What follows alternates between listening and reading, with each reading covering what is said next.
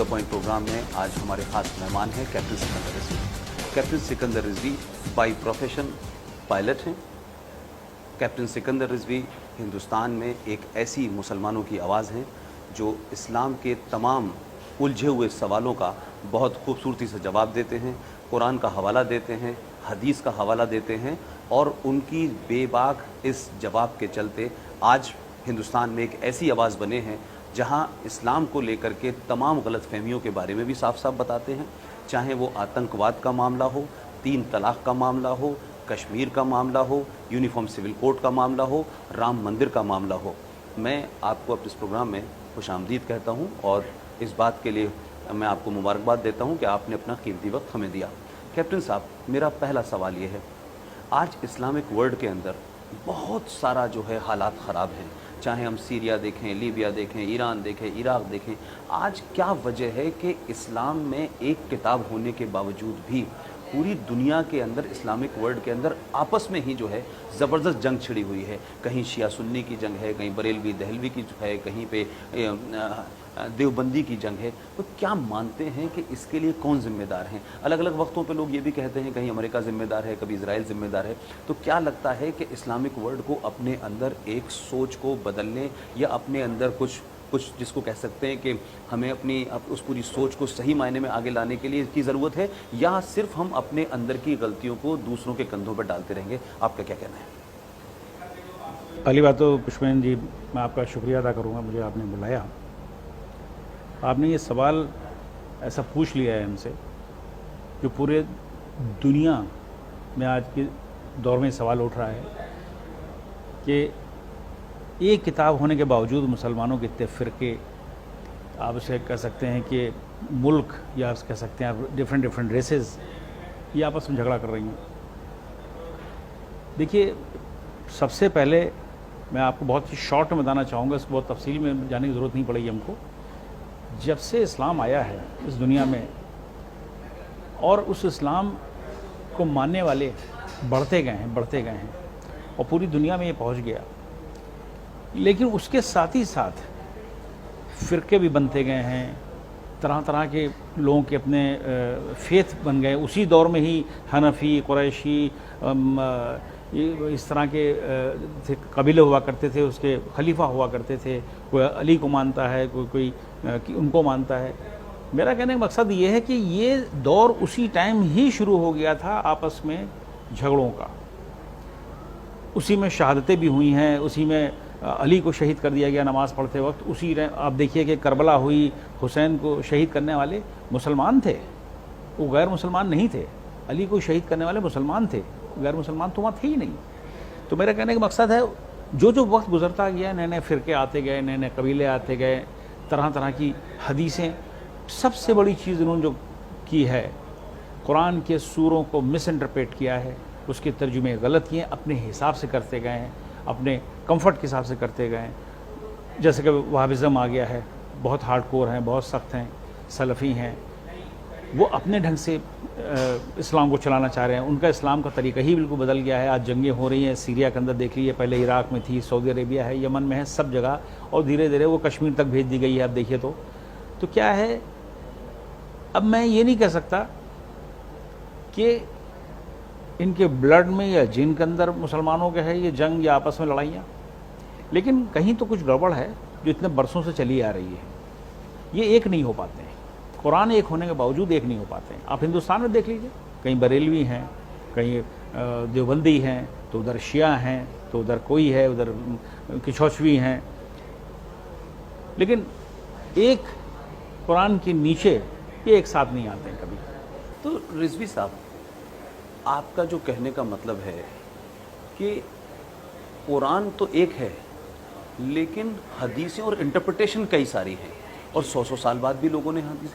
लेकिन मैं अगर वहाँ से हट के इस बात पे आऊँ कि हिंदुस्तान में जिस इस्लाम को हम देखते हैं, जिस मुसलमान को हम देखते हैं, बांग्लादेश में हो या पाकिस्तान, क्योंकि ये इसी खित्ते में से सब निकले हुए मुल्क हैं, यहाँ इस्लाम और मुसलमान एक लंबे वक्त से गैर मुसलमानों के साथ रहते रहे। तो कल्चरल सिंथेसिस के चलते यहाँ इस्लाम एक नए किस्म का इस्लाम बना, जो हमें सऊदी अरब में देखने को नहीं मिलता, हमें ईरान में देखने को नहीं मिलता। तो यहाँ का इस्लाम जो है वो ऐसा लगता है जैसे वो यहाँ से पैदा हुआ है और सबके साथ मिल के हुआ है।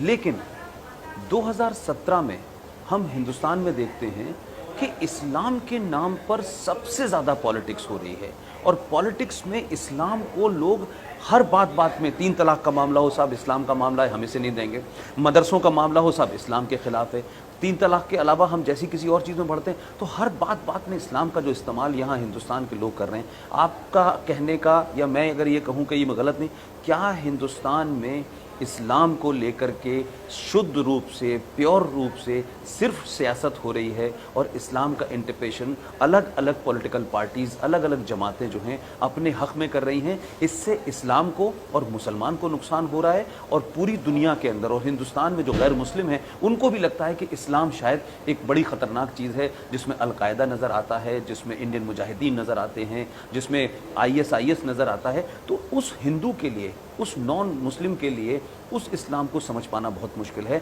जहां हिंदुस्तान के तमाम मौलवियों को देखता हूं, मुफ्तियों को देखता हूं, वो टेलीविज़न पे आते हैं और इस्लाम की एक ऐसी इंटरप्रिटेशन करते हैं जिससे लोग डरते हैं। देखिए, मैं एक चीज़ कहूँगा आपसे,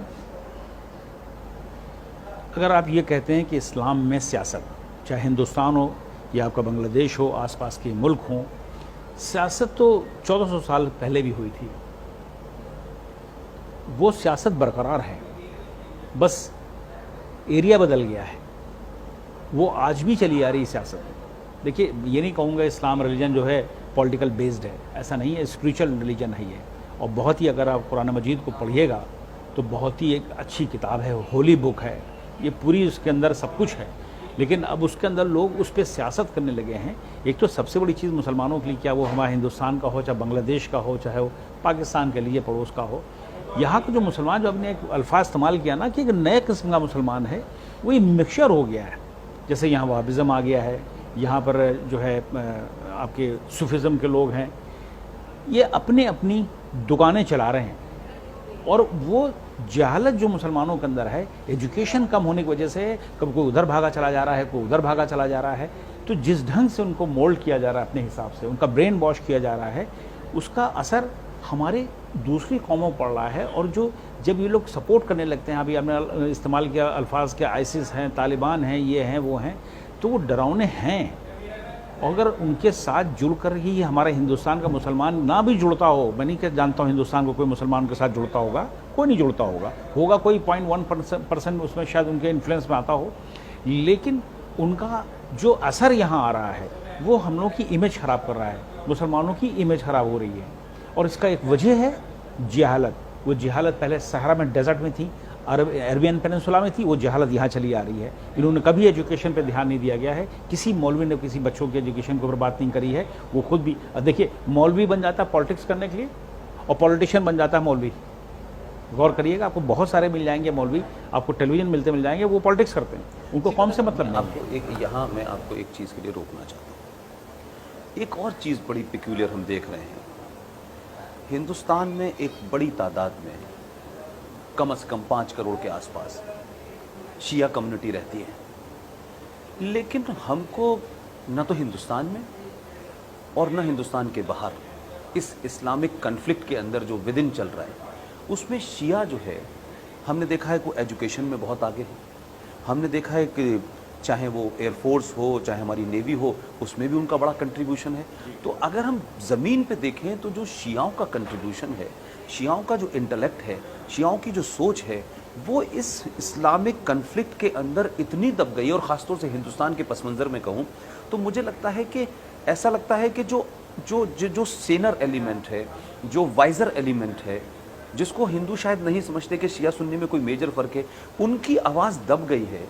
और तमाम जो सुन्नी फ़िरका है, उसने जिस किस्म का माहौल बनाया है पूरी दुनिया में और हिंदुस्तान में भी, आप देखें, चाहे मुस्लिम पर्सनल लॉ बोर्ड का मामला हो, ऑल इंडिया वक्फ बोर्ड का मामला हो, राम मंदिर का मामला हो, हम कश्मीर में देखते हैं कि 70 साल के अंदर आपकी एक बड़ी तादाद है वहाँ, कारगिल से लेके सब जगह, क्योंकि आपके रूट्स हैं, आप गिलगित बल्तिस्तान में आपकी फैमिलीज़ के रूट्स हैं, आप भले ही लखनऊ में पैदा हुए हों, लेकिन इस सब के बावजूद भी मैंने देखा है कि शियाओं की जो सेनर आवाज़ है वो इस पूरे मामलात में इतनी दब गई है कि लगता है कि शिया भी उसी का हिस्सा हो गए हैं जो इस वक्त सुन्नी कर रहे हैं। तो क्या आप मानते हैं कि इस पूरे खलफिशार की जड़, इस पूरे झगड़े की जड़ जो है वो सुन्नी सेक्ट में ज़्यादा है और शिया जो सेनर एलिमेंट है उसको आगे नहीं बढ़ने दिया जा रहा? बिल्कुल आपने सही फरमाया। देखिए, हम लोग तो कहते हैं कि जो आबादी है हिंदुस्तान के अंदर मुसलमानों की, हम उस मुसलमानों की आबादी के माइनॉरिटी हैं, हम माइनॉरिटी के भी बिल्कुल माइनॉरिटी हैं। अगर आप देखें, हार्डली हम लोग 5 करोड़ हैं और आपको पढ़े लिखे मिलेंगे हमारे क्या जो रिलीजियस प्रैक्टिस है बहुत ही स्पिरिचुअल बेस्ड है। बच्चों को पढ़ने की शुरू से ही तरबियत उनको दी जाती है। पैदाशी जब पैदा होते ही बच्चे को लगाया जाता है कि अलिफ बे शुरू करो, फिर वो इंग्लिश शुरू करो मुल्क के हिसाब से, वहाँ के हालात के हिसाब से। और मैं समझता हूँ एजुकेशन भी हमारे यहाँ सबसे ज़्यादा है।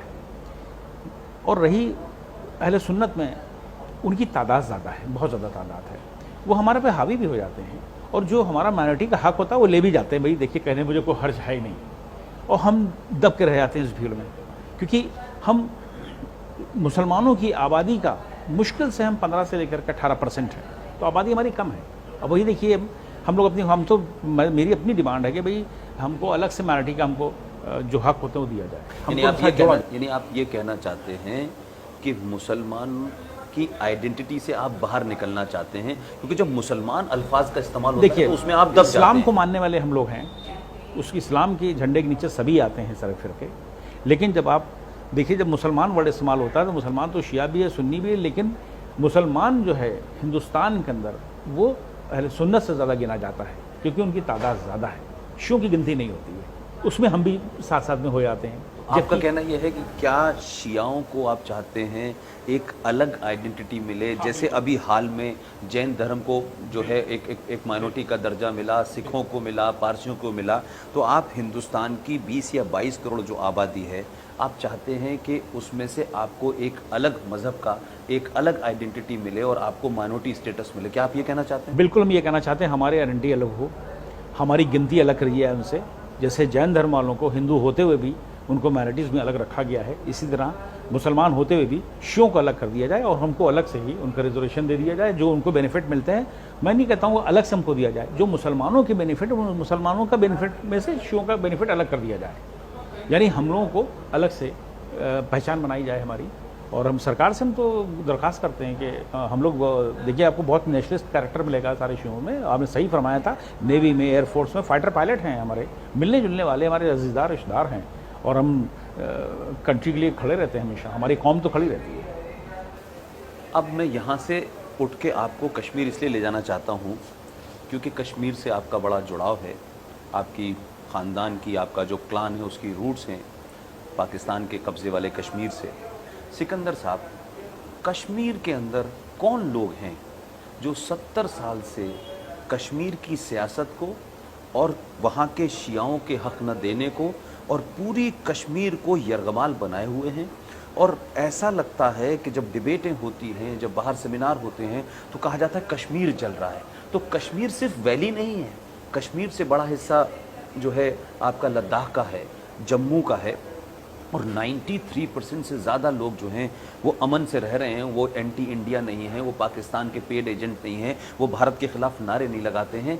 ऐसे में आप जैसे लोगों को नहीं लगता है कि ये जो हुर्रियत नाम के कुछ लोग हैं, ये महबूबा हैं, ये मुफ्ती हैं, ये अब्दुल्लाज हैं, जिन्होंने जिस तरह से पूरे कश्मीर को अपने ख़ानदान की जागीर बना रखा है, उससे हिंदुस्तान की भी बदनामी होती है, लोगों की शहादत भी हो रही है, लोग मर रहे हैं, और भारत के लिए एक बड़ा सिरदर्द 70 साल से बना हुआ है। तो कश्मीर की पॉलिटिक्स को आप किस तरह देखते हैं? देखिए, ये बिल्कुल सच है और आपने वजह फरमाया है कि 1, 2, 3 फैमिलीज़ हैं या हुर्रियत वालों का एक पूरा एक ग्रुप है जिन्होंने एक तरह से हाईजेक वर्ड इस्तेमाल नहीं करूँगा, हाँ ज़रूर अपना इन्फ्लुएंस बना रखा है। और जो ये कहते हैं कि कश्मीर इतना बड़ा, वहाँ से लेके यहाँ तक कि कश्मीर बिल्कुल इतना सा है, ना तो लद्दाख और बल्तिस्तान का रीजन से जुड़ा हुआ है और ना ही जम्मू का। और इन चंद फैमिली ने घूम फिर करके कभी वो सरकार में आते हैं तो वो सरकार में आते हैं, आपस में अदला बदली होती रहती है। इनका एजेंडा यही है कि डिस्टर्बेंस वहाँ पर रखो। अब जैसे कि हमारी सोच है, क्योंकि मैं बल्तिस्तानी हूँ बाय ब्लड, हमारा आधा ख़ानदान उधर है, स्कर्दू साइड में है, आधा इधर है, और वो लोग चाहते हैं, मैं जानता हूँ कि हम हिंदुस्तान में मिल जाएं, हम हिंदुस्तान में आ जाएं, क्योंकि उनके साथ वहाँ पर बहुत ज़ातियाँ हुई हैं।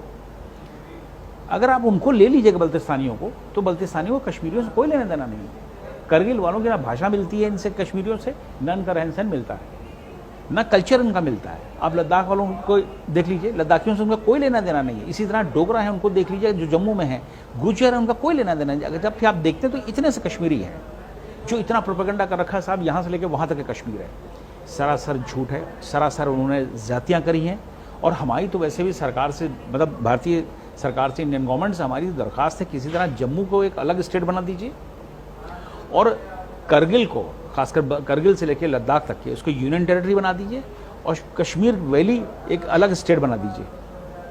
जब कश्मीर वैली अलग स्टेट बनेगी तो पता चल जाएगा कि कितने से हैं, और उनको भी हैंडल भी किया जा सकता है। ज़बरदस्ती जम्मू को उसमें जोड़ रखा, ज़बरदस्ती उसको करगिल को और लद्दाख को जोड़ रखा है, और उनकी आबादी भी ज़्यादा जबकि है, इनकी आबादी भी कम है कश्मीरियों की। तो हमारी तो मतलब हम चाहते हैं, हमारी सख्ती के साथ हम रखना चाहते हैं भारत सरकार को कि जम्मू को अलग स्टेट बना दीजिए और करगिल और लद्दाख को यूनियन टेरिटरी बना दीजिए। अभी इनको से पता चल जाएगा कश्मीरियों को। मेरा एक सवाल इसी कश्मीर से जुड़ा है कि अभी पिछले दिनों जो लगातार दहशतगर्दों के खिलाफ भारत सरकार कार्रवाई कर रही है, उसमें कुछ चीज़ें ऐसी देखने में मिली कि जब पंजाब का टेररिज्म चल रहा था उस वक्त ये देखा कि बहुत सारे जो उस समय खालिस्तान कमांडो फोर्स वगैरह वगैरह जो जमातें थी, उनके लोगों ने एक वार तो चलाई होली कि खालिस्तान बनने जा रहा है, लेकिन ये देखा कि जब पुलिस ने रेड्स करना शुरू करी तो जो दहशतगर्द, जो आतंकवादी या जो कमांडो फोर्स के लोग थे जो इस सिख धर्म की बहुत बात कर रहे थे, तमाम लोगों के घरों से कहीं से ब्लू फिल्म मिल रही थी, कहीं से लिटरेचर ऐसा मिल रहा था।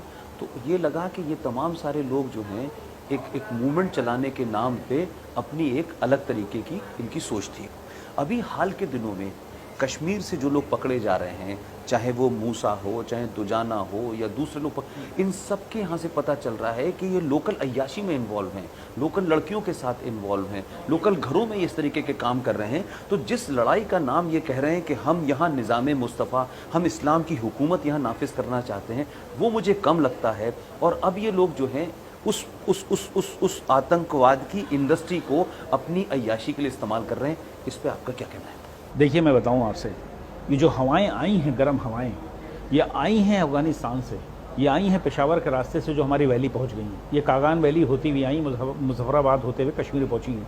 ये वहाँ का है, ये उनका, आप कहिएगा कि ये लोग रिलीजियस कोई धार्मिक लड़ाई लड़ रहे हैं, मजहबी लड़ाई लड़ रहे हैं, ये सब बिल्कुल प्रोपेगेंडा है खाली इनका, और ये सरासर झूठ है। ये अय्याशी भी कर रहे हैं, ये ड्रग स्मगलिंग करते हैं, उससे पैसा इकट्ठा करते हैं, जिससे हथियार खरीदते हैं, सारे उन कामों में लगे हुए हैं जिसके अंदर कोई मज़हब का लेना देना नहीं, ना इस्लाम से कोई उनको मतलब है एक्चुअली। और ये वो लोग हैं जो सीधे साधे लोगों को या तो ब्रेन वॉश करते हैं या बंदूक की नोक के ऊपर उनसे काम ले रहे हैं। ऐसा नहीं कि कश्मीर में सारे जो हैं बागी हैं, लेकिन ये है कि एक खित्ता जो है जो उनको मानने लगा है। जब से वहाबिज़म आया है वैली के अंदर, आप तब से देखिए काफ़ी धीरे धीरे लोगों ने अडॉप्ट करना शुरू कर दिया वहाबिज़म को। और जहाँ जाहिर है कि वहाबिज़म आ जाएगा, इतनी सख्त किस्म का है कि वहाँ पर तो कत्ल कर देना कोई फ़र्क ही नहीं पड़ता, खून बहा देना कोई फ़र्क ही नहीं पड़ता। हमारे फ़ौजी मर रहे हैं रोज़, कौन हिंदुस्तानी मार रहे हैं।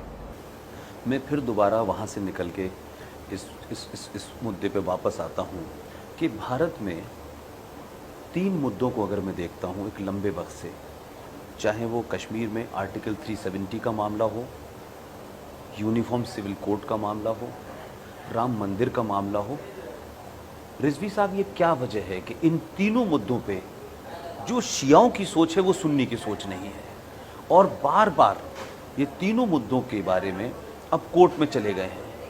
370 का भी मुद्दा कोर्ट में है, 3 तलाक का या यूनिफॉर्म सिविल कोड का भी मामला उसमें है, राम मंदिर का भी है। क्या आपको लगता है कि क्या इतने पुराने देश, इतनी बड़ी जनसंख्या के साथ एक लंबे समय से आप एक साथ रह रहे हैं और पूरी दुनिया में मुसलमान अगर अपने आप को कहीं महफूज समझता है तो इस्लामिक वर्ल्ड से ज़्यादा वो यहाँ महफूज समझता है।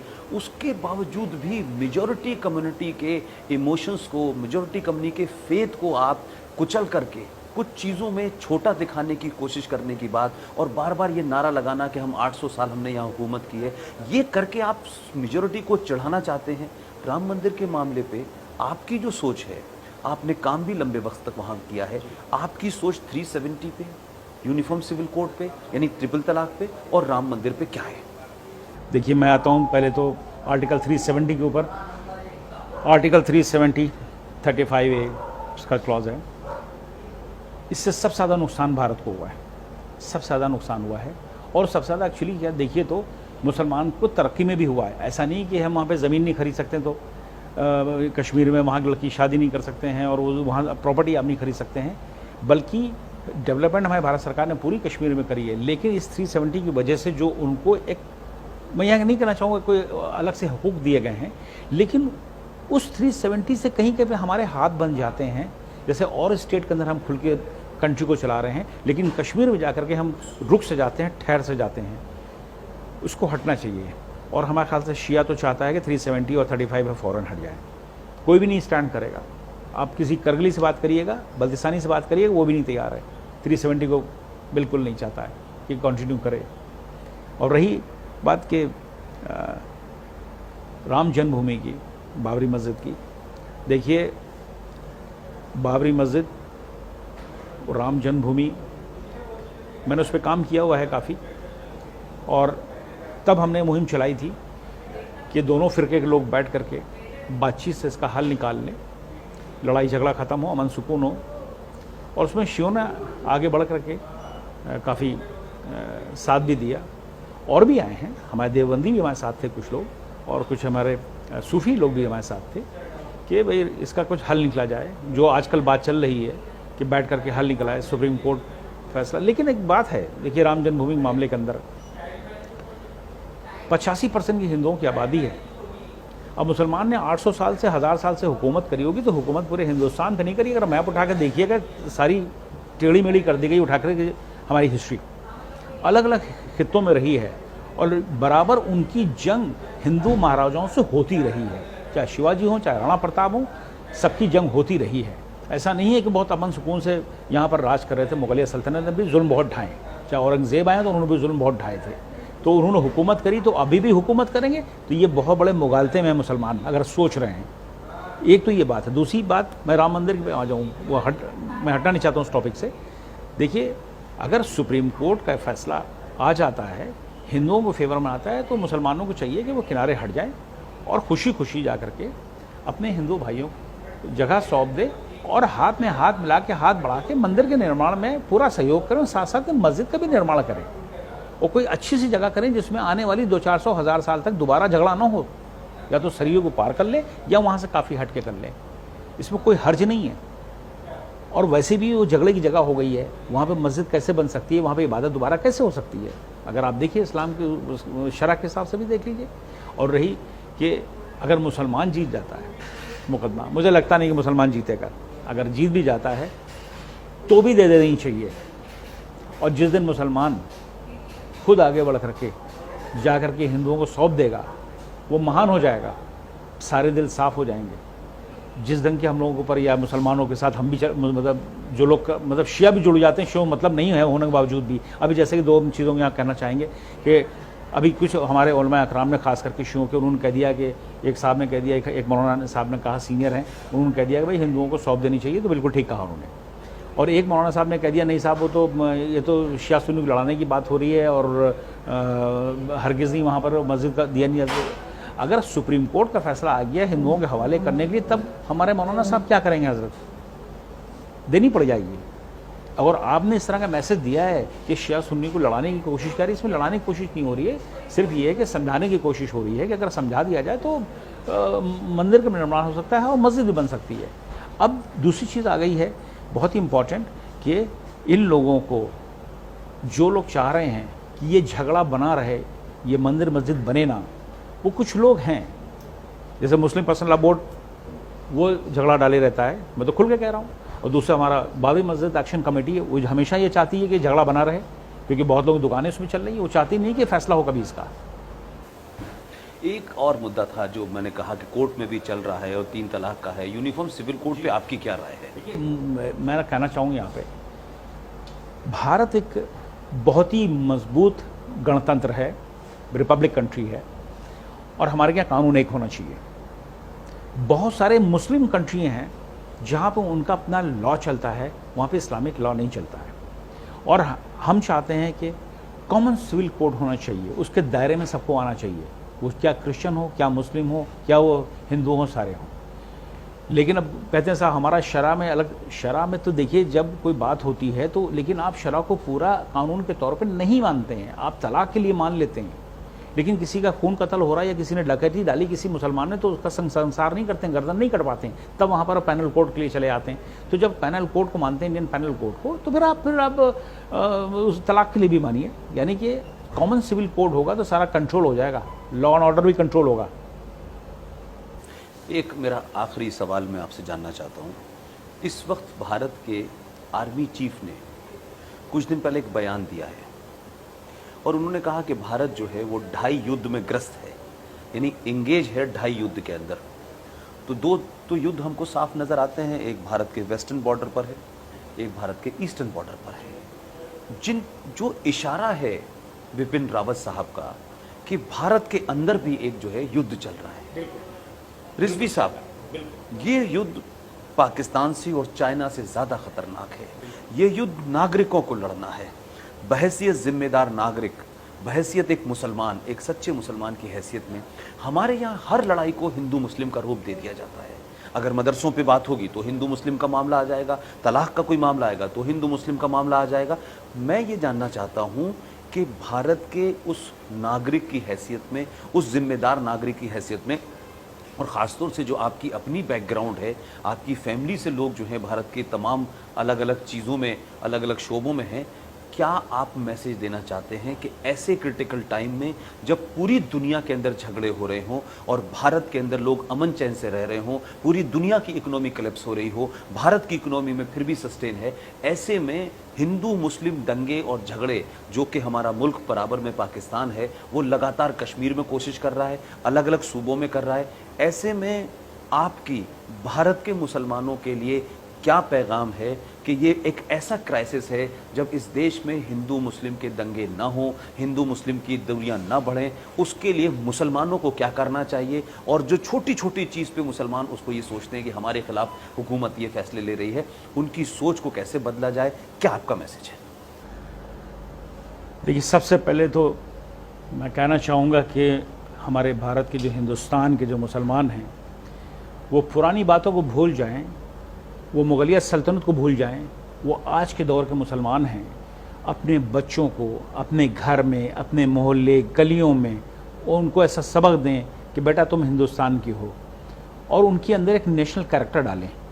उन बच्चों को सुबह हो यही है, शाम हो तो यही है, मरना है तो यही है, जीना यहाँ है। इसको अपना मुल्क समझें।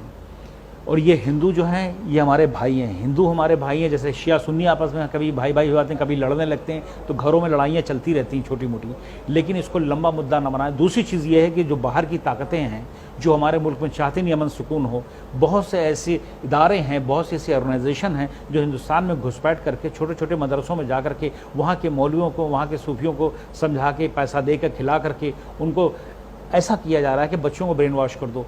वो बहुत बड़ा एक, जैसे जनरल साहब ने कहा है, वो एक जंग हम लोग लड़ रहे हैं हिंदुस्तान के अंदर। इसको ख़त्म करना, इसको रोकना बहुत ज़रूरी है। बाहर की मदद रोकना बहुत ज़रूरी है, बाहर से फंड आते हैं उनको रोकना ज़रूरी है। और इस तरह हम लोग जो विज़िट करते हैं हिंदुस्तान के अंदर, हमारे यहाँ जाके मदरसों में बैठ करके सरमन करते हैं, उनको रोकना बहुत ज़रूरी है। क्योंकि मुसलमान भोला है, पढ़ा लिखा नहीं है, उनको समझा देना बहुत आसान है। तो मेरा एक मैसेज है मुसलमानों के लिए, क्या वो किसी फ़िरके के हों, कि अपना मुल्क समझें, ये अपना मादरे वतन है, ये हमें मदरलैंड है। हम लोग लड़े ना, हम अमन सुकून से रहें। वंदे मातरम किसी चीज पे क्राइसिस हम है। मजबूत। आपका वंदे मातरम पे क्या? देखिए, वंदे मातरम का एक वो भी मिस इंटरप्रिटेशन है। अगर आप ट्रांसलेशन करिएगा संस्कृत का, तो वो भी मिस इंटरप्रेट किया गया है और उसको ख़ास तबके ने, ख़ास करके जो वहाबी तबका है जो बहुत सख्त अपने को मिजाजी दिखाता है कि हम मज़हब के अंदर इस्लाम को मानने वाले, हम भी इस्लाम को मानने वाले हैं, लेकिन इतनी सख्त मिजाजी नहीं है कि वे आपने वंदे मातरम कह दिया तो आप गैर मज़हब के हो गए। इतना कमज़ोर इस्लाम मज़हब नहीं है। वंदे मातरम का क्या है मतलब है, वंदना का मतलब क्या है? रोज़ आप गाने गाते हो हिंदी के, रोज़ आप गीत देखते हो टेलीविजन में बैठ करके वाहवाही करते हो, वंदे मातरम की एक सेंटेंस से आपको इतनी परेशानी हो गई? 10 बार वंदे मातरम कहेंगे हमें क्या, हम कोई मुसलमान से क्या हिंदू हो जाएंगे, हिंदू से मुसलमान? 10 बार हम वंदे मातरम कहेंगे उससे क्या फ़र्क पड़ता है? भारत माता की जय कहने में क्या प्रॉब्लम है? हम 10 बार कहेंगे कि हमारा दिन ईमान चला गया? ये दिमाग में भर दिया गया है। ये जो वहाबिज़म आ रहा है ये हमारे क्या जहर घोल रहा है बच्चों के दिमाग में। वही पास पड़ोस के बुजुर्गवार भी वही बोली बोलना शुरू कर दिया है। इसको संभालना होगा, सुधारना होगा। इस मुल्क के अंदर अमन सुकून के लिए बहुत जरूरी। रिजवी साहब, आपने हमारे सारे सवालों का बड़ी बेबाकी से, बड़ी ईमानदारी के साथ, बड़े साफ और वाज़ेह शब्दों में जवाब दिया। आपने तमाम वो मुद्दे जो इस समय भारत के सामने एक मुंह भाए खड़े हुए हैं उनका जवाब दिया। आपने मुसलमानों को भी सीधा सीधा मैसेज दिया। आप हमारे इस प्रोग्राम में आए, हमसे बात की और इतना वक्त हमारे साथ दिया, इसके लिए बहुत बहुत शुक्रिया। Thank you so much. आज के इस प्रोग्राम में रिजवी साहब ने तमाम मुद्दों को छुआ। मुझे लगता है कि इस ऐसा इंटरव्यू और इतनी साफ गोई के साथ मुसलमानों में से किसी ने आज तक मैंने नहीं देखा। लिहाजा मैं रिजवी साहब का शुक्रगुजार हूं कि उन्होंने एक ऐसे वक्त में अपना ये इंटरव्यू दिया है जब देश को ऐसे इंटरव्यू एक नहीं कई हज़ार इंटरव्यू की ज़रूरत है और मुल्क को एक रिजवी नहीं कई हज़ार सिकंदर रिजवी की ज़रूरत है। आप हमारे प्रोग्राम में आए, आपने हमें वक्त दिया, बहुत बहुत शुक्रिया।